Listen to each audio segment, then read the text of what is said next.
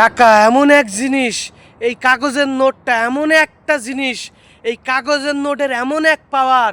এই টাকা আপনাকে সৎ ছেলে বানাবে, এই টাকা আপনাকে সৎ মানুষ বানাবে, এই টাকা আপনাকে একজন লিডার বানাবে, এই টাকা আপনাকে একজন ব্যবসায়ী বানাবে, এই টাকা আপনাকে একজন ভালো মানুষ বানাবে, এই টাকা আপনাকে ভালো স্বামী বানাবে, এই টাকা আপনাকে ভালো সন্তান হিসেবে সমাজের কাছে গ্রহণযোগ্যতা এনে দেবে, এই টাকা আপনাকে আপনার বাপ মার সবচাইতে আদর্শবান সন্তান বানাবে, এই টাকা আপনাকে আপনার পরিবারের লোক এই টাকার জন্য আপনাকে মাথায় করে নাচবে, এই টাকার জন্য আপনার বন্ধু বান্ধব আপনার কাছে আসবে, এই টাকার জন্য ভালো পরিবার থেকে আপনি একজন আপনার জীবন সঙ্গিনী আনতে পারবেন।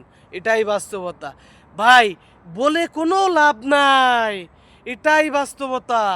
এই টাকা আপনাকে একজন সন্ত্রাসী বানাবে, এই টাকা আপনাকে সমাজের সামনে একজন দুষ্কৃতী, নুচ্চা, বদমাইশ, খারাপ, বাজে লোক বানাবে, এই টাকা আপনাকে চোর বানাবে, এই টাকা আপনাকে ডাকাত বানাবে, এই টাকা আপনাকে